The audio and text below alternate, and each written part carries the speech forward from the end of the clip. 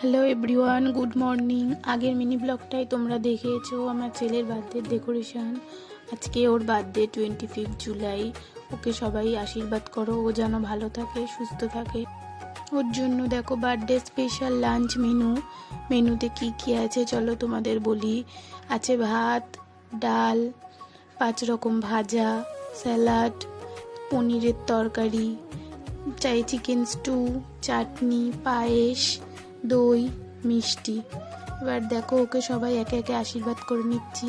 ফার্স্টে ওর দাদু, এবার ওর ঠাম্মি, এবার ওর দিদা, এবার ওর বাবা,